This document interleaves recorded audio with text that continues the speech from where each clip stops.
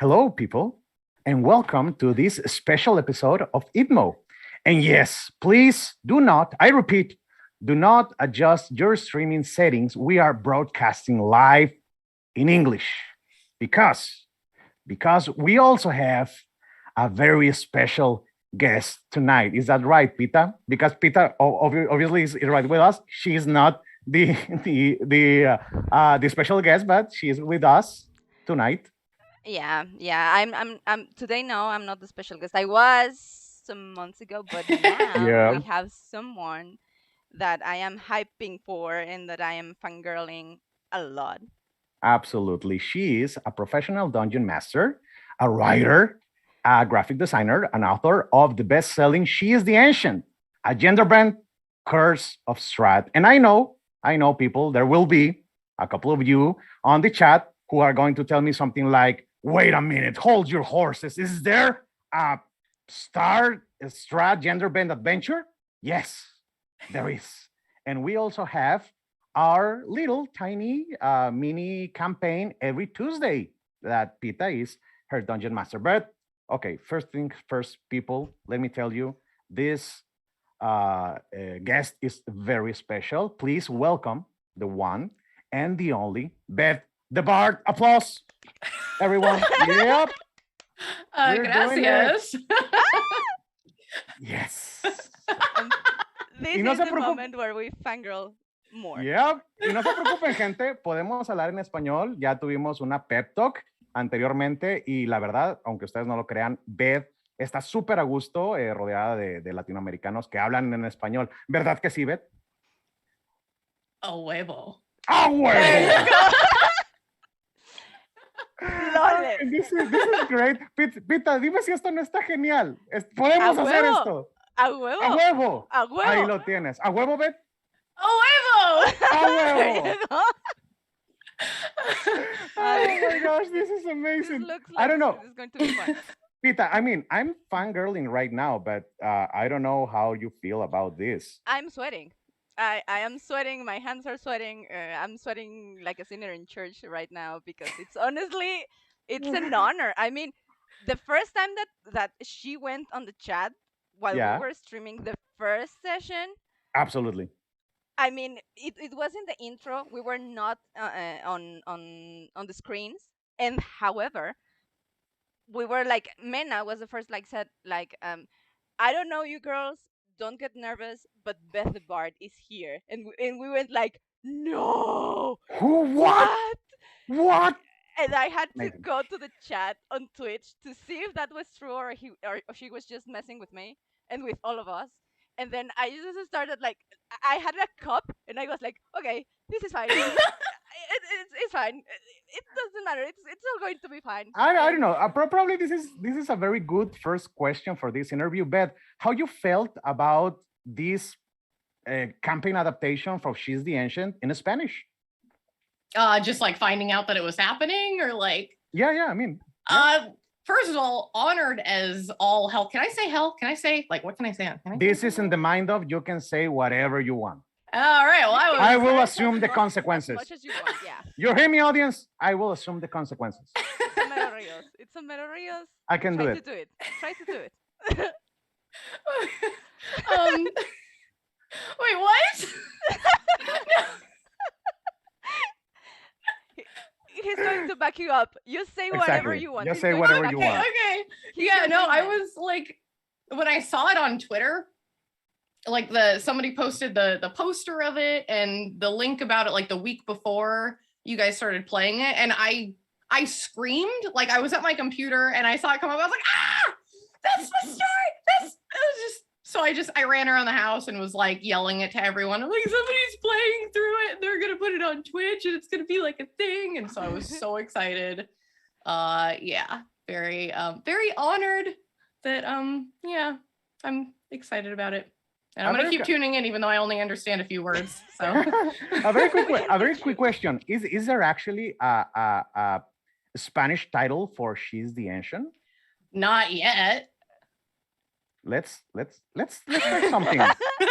I have a little suggestion for you, but I don't know if this will work with you. But let's bring to the audience to this topic, gente del chat, lo que vamos a hacer es, aquí entre todos, vamos a sugerir cuál es la mejor traducción, la mejor adaptación, la mejor interpretación de She is the Ancient en español. ¿Cómo le pondrías?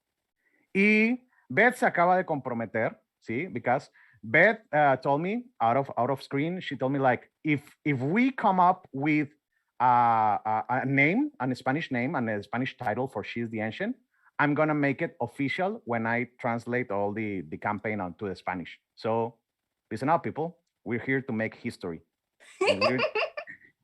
So let's try. Por favor, pongan sus sugerencias acerca de cómo podrían traducir She is the Ancient en español. Y amigos, lo vamos a hacer realidad. Gente, lo vamos a hacer realidad. ¿Verdad que sí, Beth? A huevo. Ahí lo tengo. Awesome. Okay, let's try. Okay. Let's put our things together. Okay, right now. And how you get started on RPG games, Beth? It's in an acquired taste to you, or you always have a passion for fantasy? I was a prolific reader as a child. I just specifically horror books were my favorite growing up, especially vampire books. If anybody's ever heard of Anne Rice and all of her amazing vampire work, I mean, she's standard for vampires. Yeah, right. Absolutely. So I grew up on Anne Rice, and I wanted to try D&D when I was younger, but when I was a kid, even as a teenager, I was like, oh, that's for boys. I'm not. And everybody I knew, it was only boys playing it. And they were like, you're not invited. And I was like, oh, okay, cool. That's fine. I'm going to read my books. And then obviously, shame on you guys. Shame on you. She's bad. It's better now. Bad. Yeah. I mean, yeah. I can absolutely. Okay, so you were telling me you one of the biggest influences is Anne Rice in American speaking.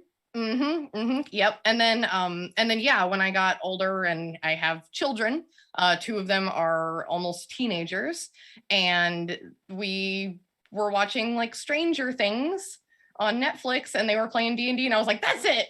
I'm an adult now. I can play D&D if I want to. So like we got the kit and we learned how to play it as a family, and I got really, really into it. And I've been in the TTRPG world ever since, and was like, I'm so into this, it's my career now. I've just decided I'm gonna quit teaching kindergarten, and I'm gonna do TTRPGs for a living. Word, you're preaching, girl. You're preaching right now. I mean, I'm in shock because you told like, oh yes, I have a couple of teenagers, and I'm like, you look so young. I have 4 kids. I think she's the ancient. I mean, yeah, you know what I mean? That it's setting autobiographic setting. Absolutely. I'm in shock, maybe. Man. I mean, wow, yeah, 4 kids. I'm almost 30. Wow, this. I mean, but there another thing that and she's successful and yeah, she it's like you're living the dream, girl. I mean, yeah, it's the whole package. Yeah. It's so fun. ¿Qué piensan, audiencia, por favor? Mira, ya está poniendo la gente algunos títulos, ¿eh?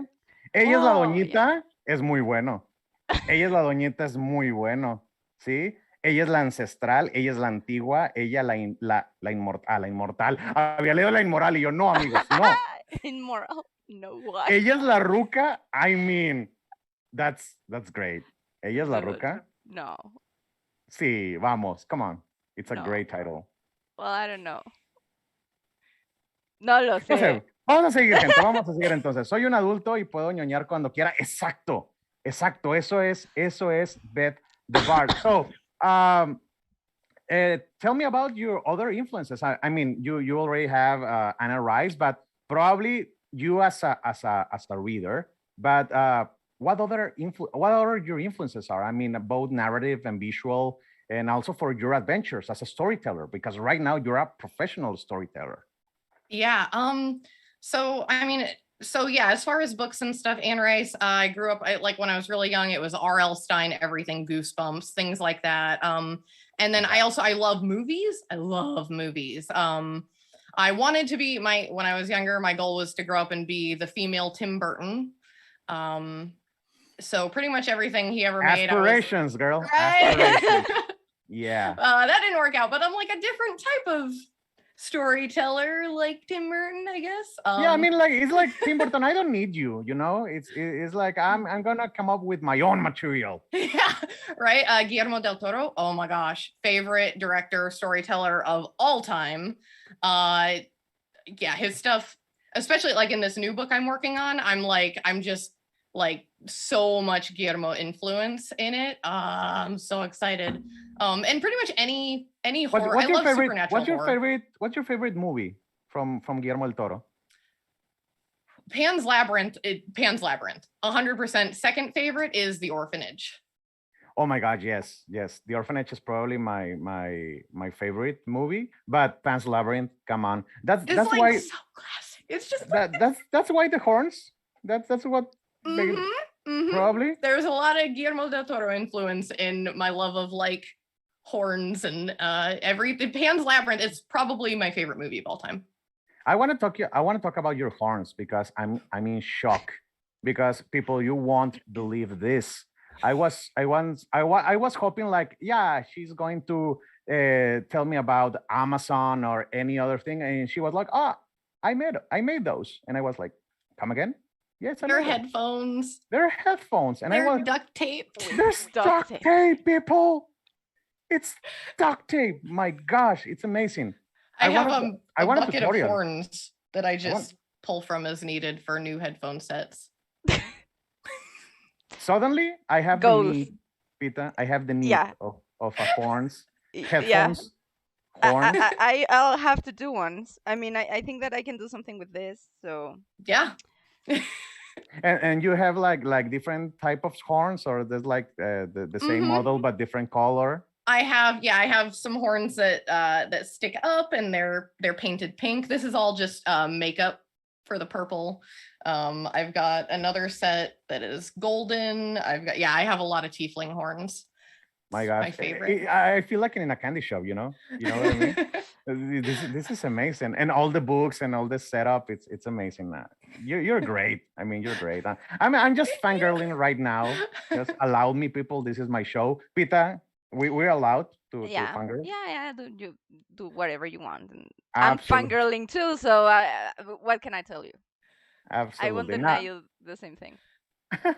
Great. Now, I understand, Beth, that you are a very creative person. You know, the profile of a graphic designer. Does it affect your creative process in any way when it comes to developing your narrative as a graphic designer? Yeah. How so? So, for example, when I wrote She is the Ancient, so most writers, they open up like a Google document or a Word document and they start typing. Yeah. But like I'm a visual person and like I do graphic design for everything. Like I make websites. I do like all of the graphic design I can get my hands on. And so I wrote the book into the layout while I was designing the layout. So like I would pick an image, design a page, and then write directly into the book. And I never used an actual Word document for any of it. This is so Miyazaki about you. You're getting so Miyazaki right now. I mean, you script? Who needs a script? To the hell with. You just starting working directly to the layout? So that's when I handed it to the editor, I was like, I'm so sorry. You're gonna just have to use the book and do editing from there and tell me what to change. Okay, so what was the editorial approach to that? I mean, because it's not common, people. This is not common at all. Nope. So what was the editorial approach? It was like, okay, it's already it's ready, or it was like a pain in the butt for them. How was the process?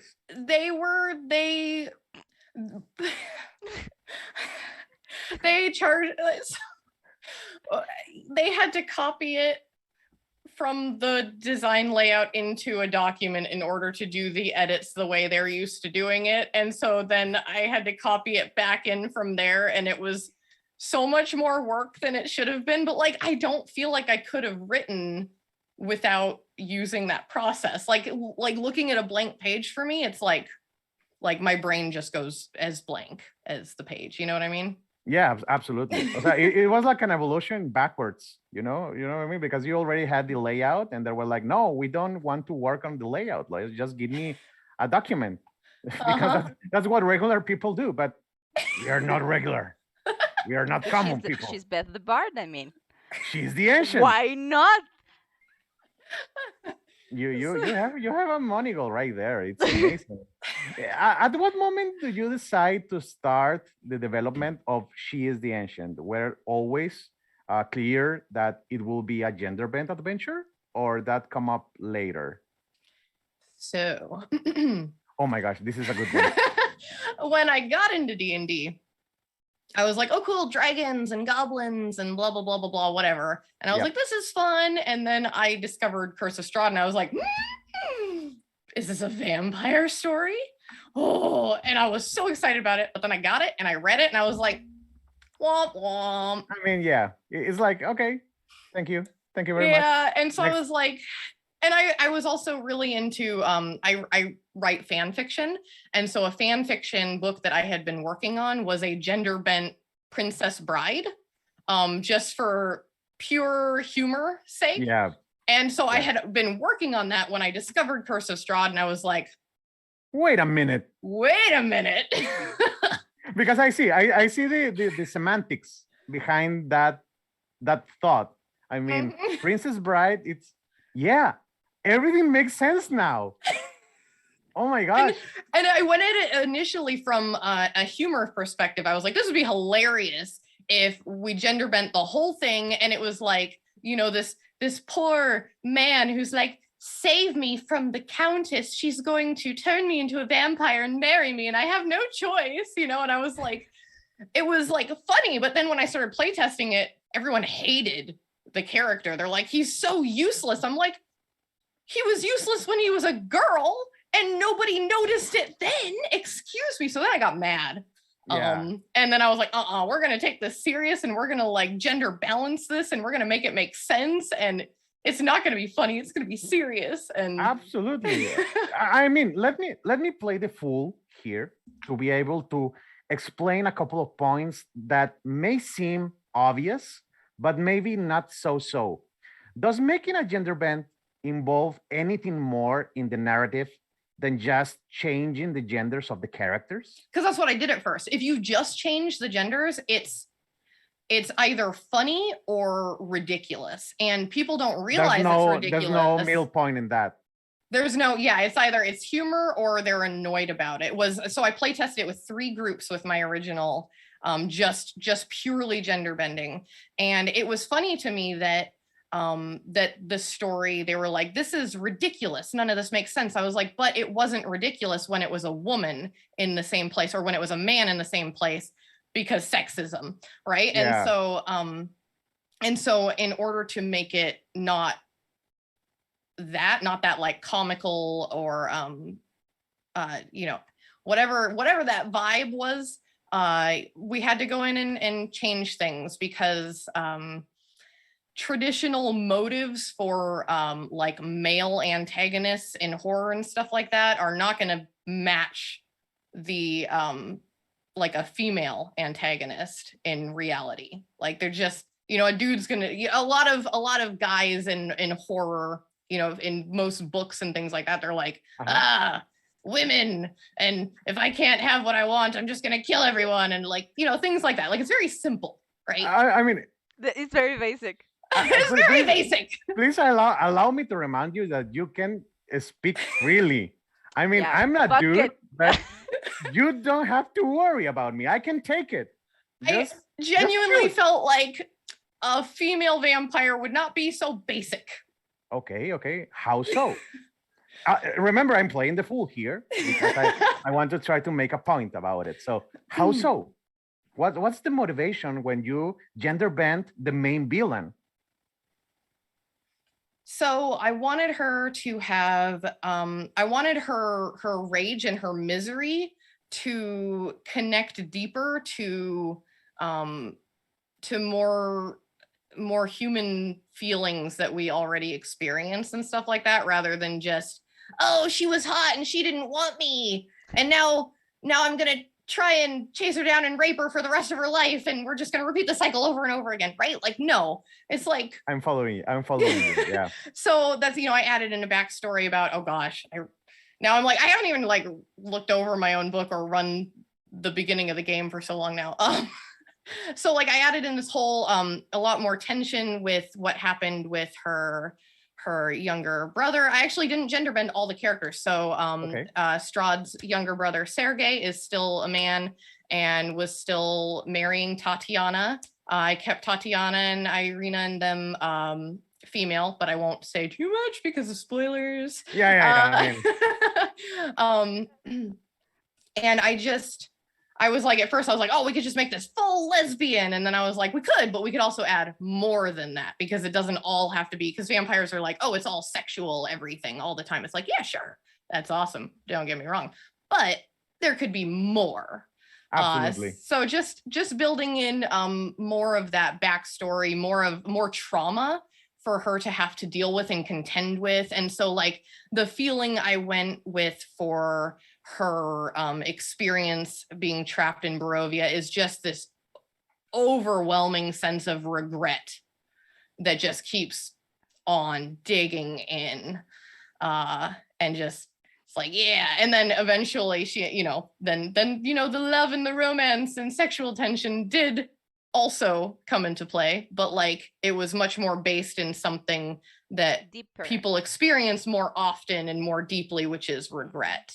So in that context, do you believe that the well narrated heroism could be a good tool in this kind of stories on the D&D setting, just like Anna Rice did, for example, with, I don't know, Vampire Interview and that kind of books?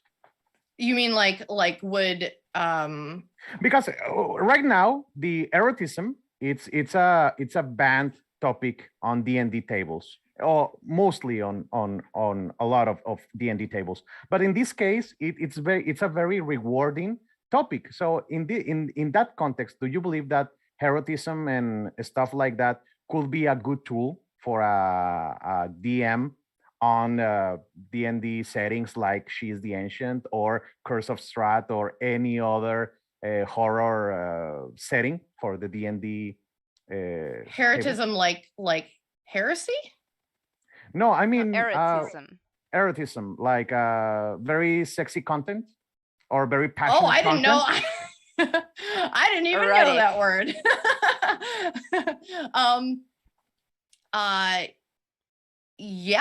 Yeah. I think like in general, like vampires obviously are very niched within that, but you mean beyond vampirism and like more generalized horror? Yeah, because probably one of the main scenes that we have as a DM when we use vampires is probably we abuse about that kind of subject, about, like, I'm a man and I want that girl and I will try to stalk her and stuff like that. Probably Yeah. it's very, I don't know, it's like very basic, as you said. So in that context, probably it will be more resourceful if we use the erotism and the romance and the passion in a most deep way that we have on the general settings of D&D. Does that make sense to you? Yeah, no, I think that could be the only problem with the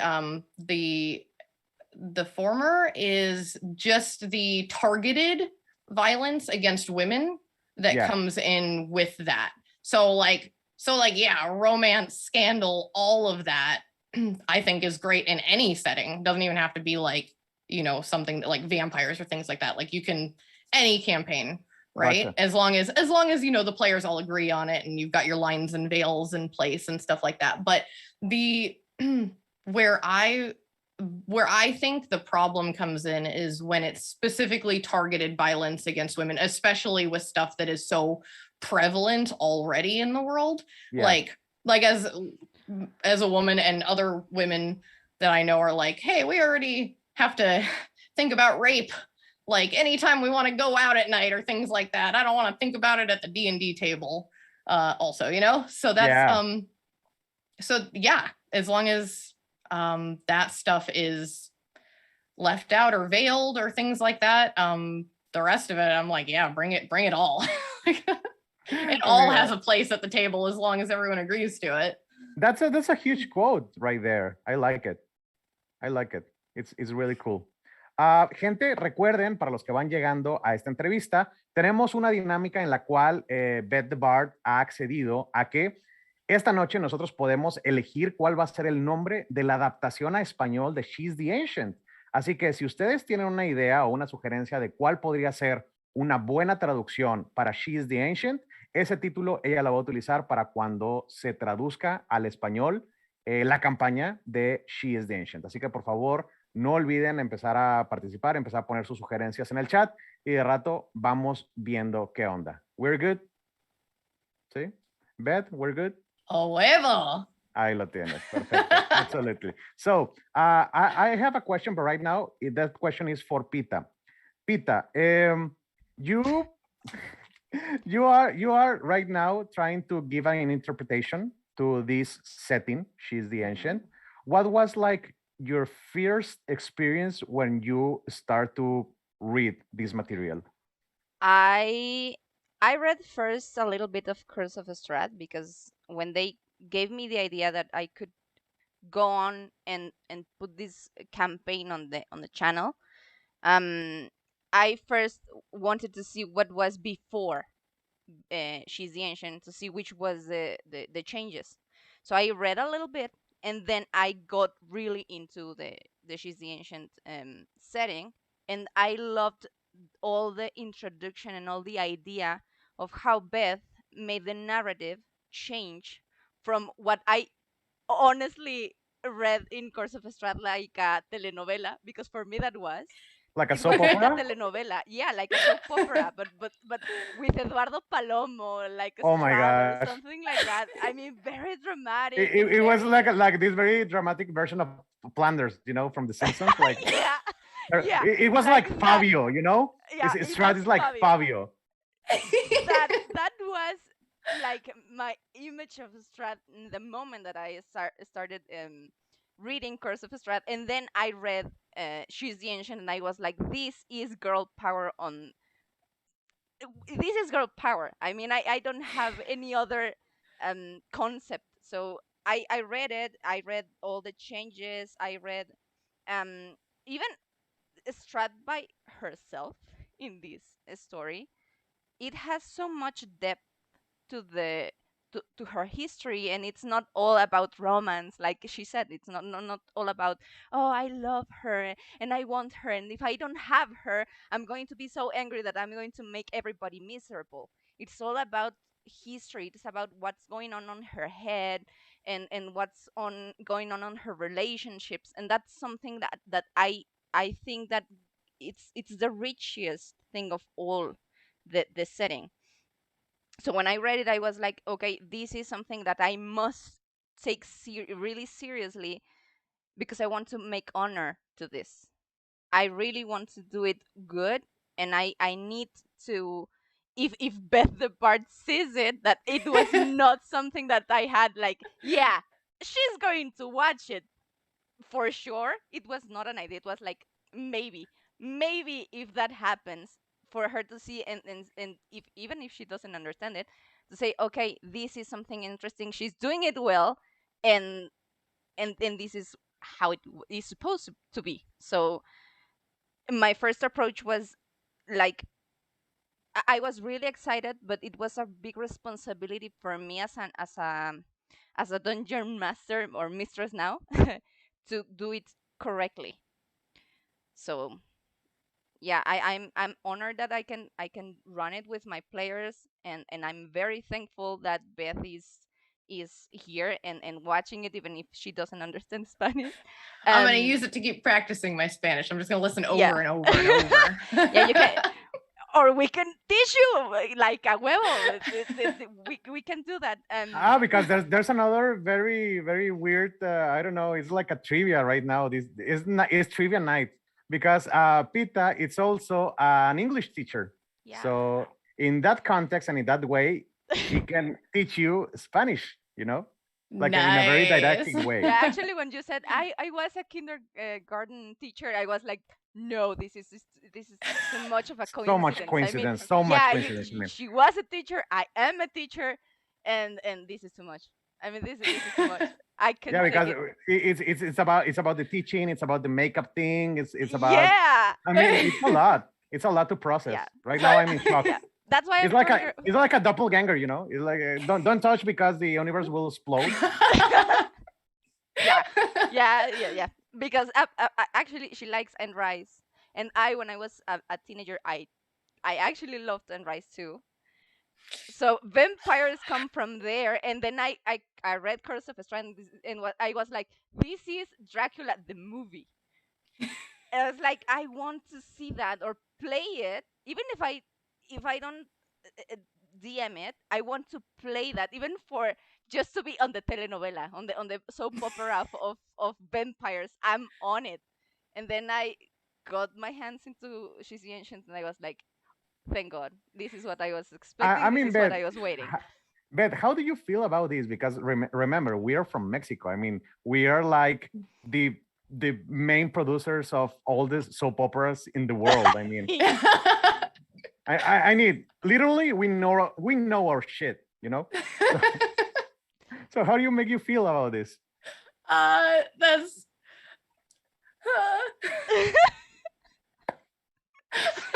Yeah, we're in a good way, girls. I mean, that's amazing. I mean, that's absolutely amazing. Okay, next question. Is there? It could look like you only like horror if we judge you on She is the Ancient. What other genres or systems do you like to play? Only horror. No, I'm kidding. Actually. I like the Feywild, but I've been kind of converting all my Feywild games into more horror Feywild. So it's horror. Just say it. It's horror. I really like horror. Probably not I mean, probably in a more colorful and diverse way, but it's horror anyway. It's just pink and purple horror, right? with fairies, which, you know, Pan's Labyrinth also had fairies, so. But even pink and purple can be creepy too. And scary, Tim Burton showed us that. Yeah, I mean that's a great reference. Or Lovecraft with the color out of space. It's like a and beautiful pink. The only other TTRPGs that I've even been interested in trying, other than D&D, have been like Vampire the Masquerade or Call of Cthulhu. I feel like there was another one, Monster of the Week. Yeah, so pretty much still all horror-based stuff. It catches my interest. Yeah. I mean, I feel you that way. But in another systems, for example, I mean, your daily basis is D&D, but there's another choices, or do you play a different system, or everything's about D&D? I have almost exclusively used D&D. I did play in a charity live stream for Vampire the Masquerade with B. Dave Walters, who's like the Vampire the Masquerade dude. It was amazing. I wore a bald cap and played a Nosferatu vampire. It was delightful. But I didn't actually know how to play the game because it was all role play and I didn't even roll the whole time. So I was like, I bought these dice. You were like a huevo? I mean. Yeah, and then I played in 2 Fallout games, but also those were all role play and I didn't need to roll anything, so I didn't need to know how to play it. I mean, that for me that's like the perfect example of how powerful the RPGs might be. I mean, you don't have to know like an entire system or the way that you have to roll the stats, because the only thing that you have to use is your imagination. So in that case, I mean, it's amazing. Vampire and Cthulhu.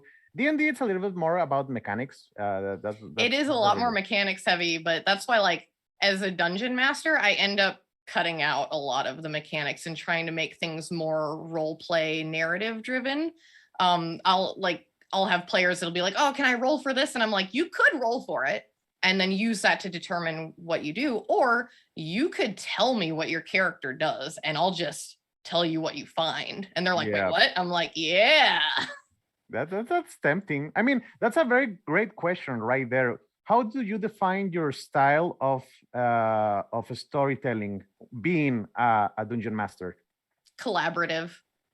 I riff off of the players so hard, and I pretty much let them get away with anything that won't break the game. If they can make it make sense to the story, I'm gonna say yeah, or I'm gonna, if it's something they shouldn't be able to roll for, I'll be like, okay, let's roll for it anyways. But otherwise, most of my gameplay is probably 20% prep, 80% improv. Okay. So I watch what my players are doing and they'll be talking to each other and strategizing. And as they're strategizing, I decide what it is that they're going to find or what will happen next or ways to change the story based on whatever they do. So, for example, one of my groups, they went into the kitchen of Death House. And they're like, do I smell anything? And I was like, yeah, sure. You smell fresh baked goods coming from the oven. And they're like, what? And I'm like, yeah. So they're like, I look in the oven. I'm like, crap. There's cornbread in there. It's like fresh baked. There's nobody in the house, obviously. So they pull out the cornbread and they start eating it and stuff like that. And I'm like, okay, cool. So after session, I'm like, how does the cornbread affect them? They just ate like ghost cornbread, right? And so now that's like a big part of them going through Death House is they're having these, I hope they're not watching. They're having these, these that's okay. You can say it in effects Spanish. happen to them. You can say it in Spanish. That's okay. Or you can write it down on the chat, and I will say it in Spanish. I don't know. The limits. We are limitless right now. I mean, we're beyond the language barrier. I mean, this is amazing. I love it. I love it. I love your style. Then collaborative. It's amazing. In that case, is there like a situation or any issue that you perceive on the regular or basic dungeon masters on the current development of the fifth edition? Is there like something you don't like of the process that Wizards of the Coast is doing on their settings, or everything is Krispy Kreme and everything is amazing, peachy? See, that's something I have to think about because like I have kind of just bent the rules so much that I forget which ones are actual rules and which ones are like ones that I've made up or changed. That's great. Things. I mean, I'm not sure if this is a homebrew or this is part of the master's guide. Right. One thing I like is like I don't like how inspiration works. Where the dungeon master, they just have to remember to give it out, and then the players, like, they have to remember to use it and things like that. So I like the concept. So when I was learning about some other game systems and stuff, I've tried a couple different things. So one, I give group inspiration, especially like when I work with a lot of teenagers. I run a lot of teenagers through D&D. So we do group inspiration where they do something cool, they work together in some way. One of them does something cool and I throw an inspiration into a pool. And they have, so like as a group, they might have like 4 inspirations.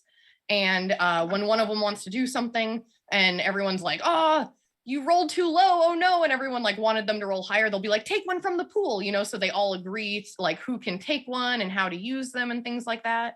So that made it a little more collaborative and helped everyone remember that it was there. I've used a system where you have to use your inspiration within the same session or you lose it.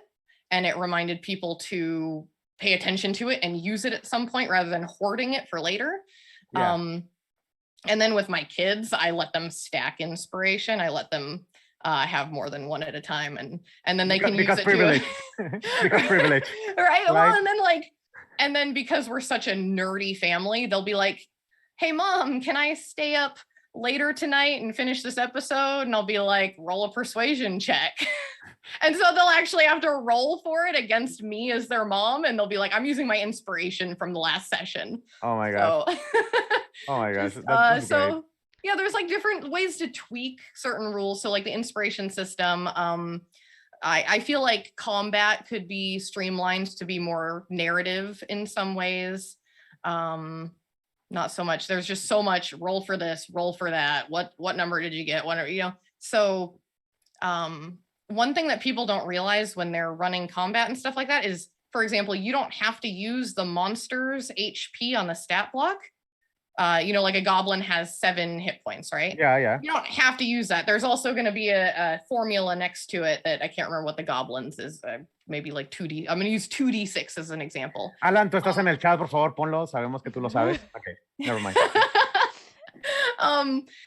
So as I calculate kind of the range that a monster could be in, and if the players are having fun fighting, I will give the monster more HP so they have more opportunities to hit it and they're really excited about it. If they're not enjoying combat, they kill it a lot quicker. I just lower the HP on things. So but yeah, I think that they could push more things like that, more narrative ways of doing things. I like it. I mean, that's a very nice way to bend. For example, the inspiration, the inspiration mechanics. It's amazing the way that you use it. The group inspiration, it's kind of cool, because the pool system, they end up collaborating more. Absolutely, because inspiration is one of the, for me, this is my opinion. This is my opinion. Please don't judge me.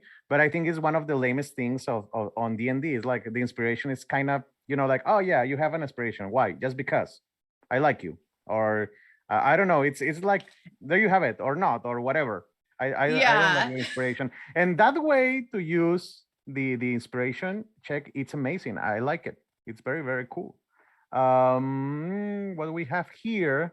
Tenemos algunos comentarios, amigos. Sí, la gente. The people is loving you right now on the chat. It's amazing. Thank you very much, people, for giving all the love to Beth the Bard. Okay, next question. Is there a formula for successful creative process when you write an adventure or a module or a campaign? What would you recommend? Yeah, I have a few recommendations that I'm going to try and bring into my next publications, and I hope it works out as well as it worked the first time. Okay. Number one, lots of visuals. People like visuals in there. At least I do. Okay, so I don't know what everyone likes, but I know what I like. I know what I like. And I'm important in my life. I'm a priority. Like a lot of pictures, a lot of artwork, making things more accessible to people. A lot of us have like ADHD, right? And reading walls of text, I'm like, it's not going to happen. Unless you give me an audio version, I will never read this. And so what I tried to do with my publication was, you know, easier to read text in smaller chunks, a lot of artwork. I spent $1,500 on the artwork for that book. Like, it was so important to me that it was very visually appealing. And then having so success like on DM's Guild especially, you want to have a really good cover. So put the most your art money into that cover art, and have somebody design you a cover that is immediately like eye-catching, and somebody would click on it, just be like, wait, what is this? Let's see what else. I hired a couple of influencers in our community to talk about the book the day it launched. It also gave me a deadline, because otherwise I wouldn't have finished the book by the day I did. Absolutely. But I had right, Ginny D was my big hire for that. She did a video talking about the book, and so I was like, oh, to get this out before she puts that on her Twitter, and that gave it a really big boost on day one. So this is all DM's Guild specific advice. It gave it a really big boost on the day it published, which put it into like the top 5 books on the entire site. And then I was able to make it into the DMs Guild newsletter, which goes out to, you know, everybody that uses DMs Guild. So there's like a little bit of a strategy, algorithm strategy there that really helped boost the initial sales. And then, yeah, just, you know, once you publish your book, say yes to every interview opportunity. So you can talk about it with people. That's us. Hello, people. We're Latin Americans. Okay. How did you become a bestseller author? I mean, was something you expected? Was something gradual, or it just hit you like a train? I mean, I was not expecting it at all. I still am confused by it, honestly. Like when people talk about it, I'm like, really? Like, did the thing I wrote, like, you read the, like, that was... Yeah. It's a bestseller. Is there a camera? Is there a hidden camera? Hi, Mom. I mean... Yeah, it's weird. I don't believe I definitely have not necessarily imposter syndrome, but I'm just like, yeah, I don't think it happened. But okay. So yeah, no, I wasn't expecting it. I almost didn't write it because I was like, nothing's gonna come of it. It's not gonna, nobody cares what I have to say about this. And not to mention, I'm gonna have a bunch of angry dudes in my DMs, and I don't think I can handle that. There were, and still are lots of angry dudes in the DMs, but surprisingly, it actually, I'm like, yeah, bring it. I did something right then. Yeah. I like it. A huevo. Nice. So yeah, I was gonna not write it, and then it was a month until Jeannie D's ad went up because I had paid for it months beforehand when I was like, I'm gonna do this. And so I had to write the book in 30 days. Because I was like, oh no, it's happening. It's already paid for. I can't get a refund. So yeah, I wasn't expecting it, but it all worked out. And at some point I'll do like a revised edition where I fix like any of my grammatical errors and add cool stuff. And people have like submitted things where they're like, oh, we should add this in, or somebody like wrote a one shot to add into it and stuff like that. So I want to add more community flavor to it for like the next edition. So yeah. I mean, that's great. We're totally down for it. I mean, we're fans, and I'm pretty sure that all the reroll community is like waiting, eager for the next edition. And obviously, if there's the slightest chance to have an Spanish edition of She's the Ancient, I mean, come on. It's been on my to-do list. Okay, we will try. We will try to. I don't know, Pita. Is that a call to action? I mean. I will be honored, and I will be my best if she lends me this to do something. I'll do my best, really. Absolutely, because I know this is chemistry, people. This is something going on here. It's weird because every time that Beth said something specific of her life, for example, the imposter syndrome, I do have it. Oh my gosh, you do? I do have it. Oh my there are gosh. many times that So when am I was I. writing something, okay, that's great. I feel. I mean, it's. I don't know, Beth. Where have you been all my life? Because honestly, we could be very good friends. I mean, we have a lot in common, and I was like I'm not alone. I mean, every time that you say something, it's like I'm not alone. Okay, I feel a little bit more in company. This is the part. This is the part of the movie when if we were like in a convention or something, you're like, "Can I hug you? Can I give you a hug?" It's happening. Yes, that would be what I would do. Oh my gosh! Yeah. Let's pull some strings and see what happens, because we are very enthusiastic about this and we are like content developers. So let's make it happen. It is, yeah. As soon as it hits platinum, that's when I'm gonna do the revised edition, and I would like to add a Spanish version and a French version. Yep. Yeah. Trop bien. Any good anecdotes you have during the She's the Ancient beta testing? I don't know, something funny or something unusual you have found during development? Oh my gosh, yes. Okay, so I've run a lot of games. So I'm like, okay, which ones? So specific to this version of the story or just in general? Just get crazy. I don't know. Well, one of my groups, I won't spoil the particular situation, but there is a baby at some point in the story. Okay. And I have a group of teenagers that stole the baby. And they are raising it Right. as a party. They also took over a certain moving house in a certain ruined town. If anybody, Okay. they killed the inhabitants. They moved in. They painted up a nursery for the baby, and they now travel around Barovia in this house with their baby that they're raising together. What's the name of the baby? 9. 9. Like Nein. They're Critical Role fans. I'm pretty okay. Yeah, it's Actually, very there was- self-explaining. There was a question on the chat that somebody put like, please ask her what she thinks of Critical Role. So there you go. Oh my gosh, not again. I mean, every time we have like a special guest, that question came upon. Okay, just get on with it. Come on. Okay. I adore the cast of Critical Role. I adore Matt Mercer. One day I will meet him and I will hug him and I will not let him go. I can't actually watch Critical Role though because my ADHD is too strong. I can't sit through 4 hours of actual play anything, even if it is well produced.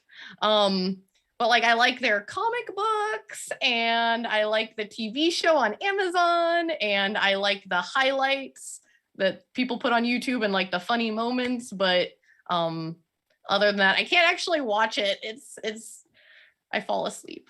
No worries. That's fine. We feel It's like most of the fans is like, yeah, the first 15 minutes, and then it was like, okay, let's go and grab some nachos on the kitchen and you don't grab some nachos Tuesdays or Thursdays or whatever, Pita? I mean, nachos? yeah, No. it's something cultural. We're Mexicans, we eat nachos. Oh yeah, tacos and nachos and Taco Tuesday. Yeah. Oh, come Of on. course. Taco Yeah. Tuesday. And now I'm going to play She's the Ancient while eating tacos. Why not? You have one of the main broadcasts have to be like a pocho way, you know, like I love you, Consuelo, but we can't be together. Oh, pero Gonzalo, say no more. You know, something like that. It will be amazing. I mean, We can do that. We can do that. We can definitely do that. we have to bring We must. Consuelo and Gonzalo back. I mean, Yes. That's necessary. Muchas gracias, chat, obviamente, que han estado participativos. Recuerden, lo que vamos a hacer, ahorita se lo voy a explicar a Beth, no se preocupen. Vamos al final del programa y todo, vamos a tratar de hacer un sumario de cuáles pudieron haber algunas propuestas, se las hacemos llegar a Beth. Si se pasaron de lanza, no se las vamos a pasar a Beth, pequeños bribones, ya saben, los estoy amenazando. Bueno, en fin, da igual. Beth, what I'm trying to explain to the audience is at the end of this show, we are going to try to summarize like the options and the proposals for the Spanish title of She's the Ancient, and we and Pita will bring back to you to see if there's something worldwide. Yes. Okay, amazing. So See. Sorry. It felt so natural. It felt so right. You know, it was like, sí. Claro que sí.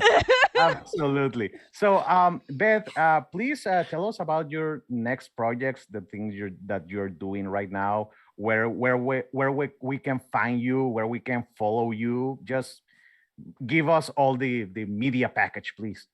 Okay, so my next publication, I'm not sure how much I should share about it, but I'm super comfy right now, so I feel like I'm going to share all of it. Of course. Yes. Bring it on. Exclusive, people. Right now. Right here, right now. Exclusive.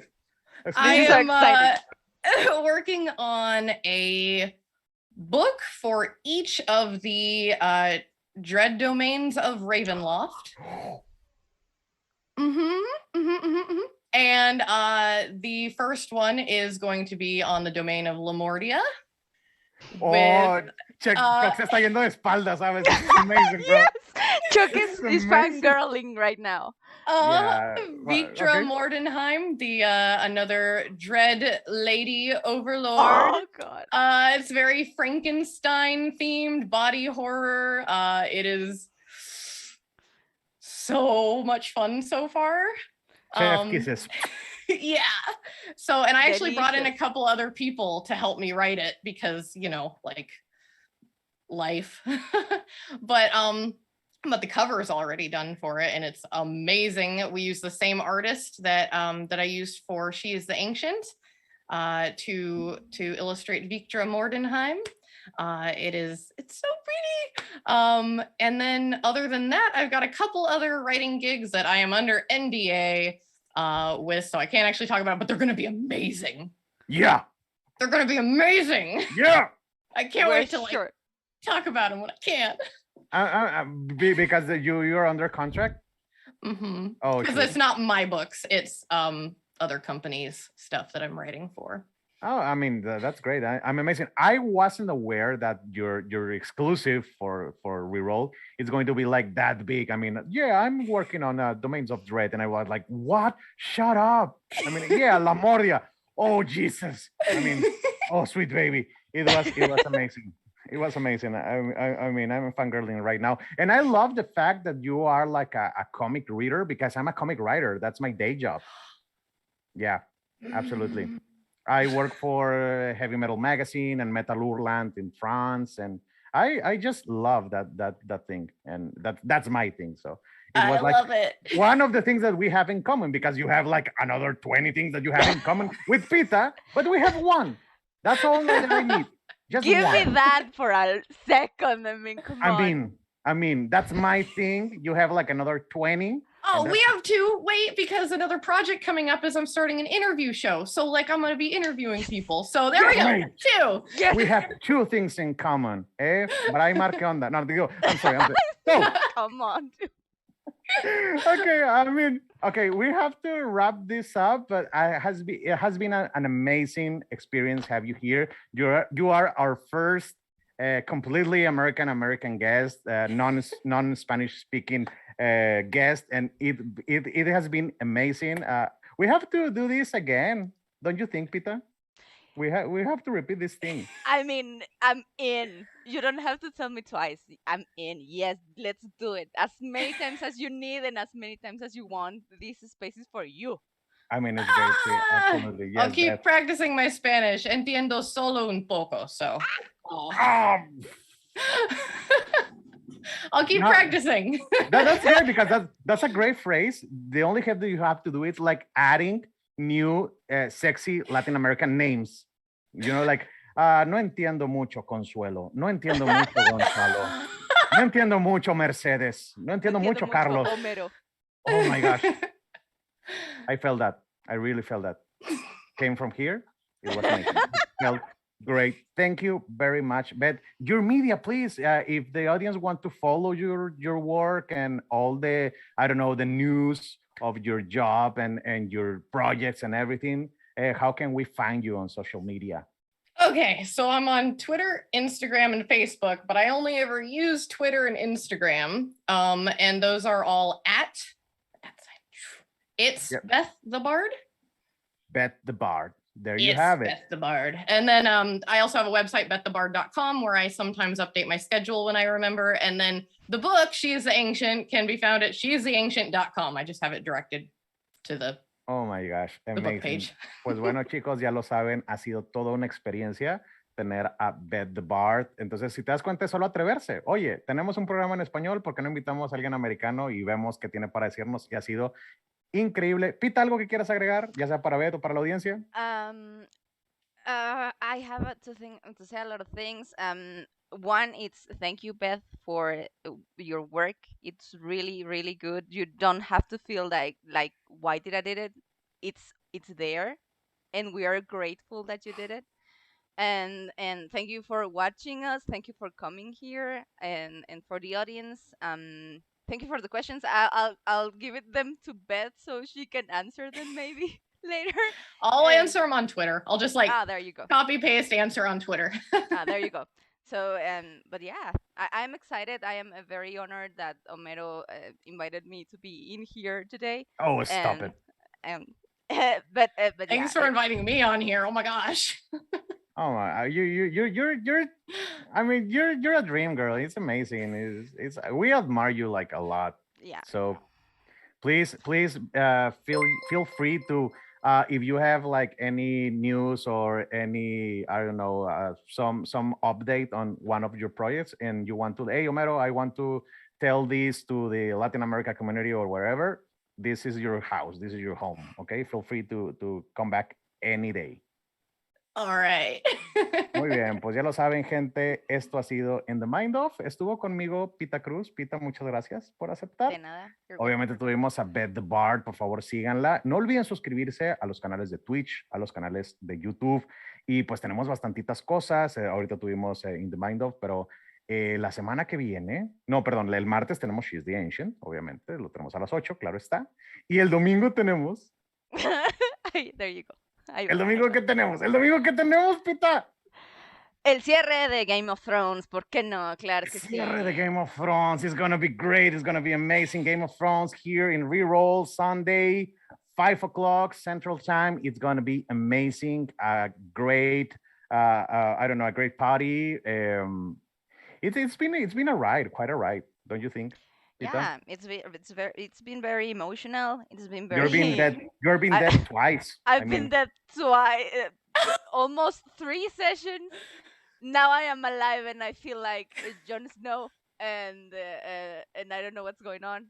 But that sounds more like a telenovela. You know nothing, Peter Snow. It is, but with medieval things. Medieval. And George Martin things. But yeah. Así es, ya lo saben, chicos. Muchas gracias. Gracias por suscribirse, gracias por seguirnos. Esto fue In the Mind of. Yo soy Homero Ríos, estuve con Beth the Bard, estuve con Pita. We are off. Bye. Adiós. Pita, ¿te relajó? Pita, ¿te relajó? I know. Give me Carajo, one. Pita. Are we still Pita, on? Pita, you're the host. Pita, you're the host.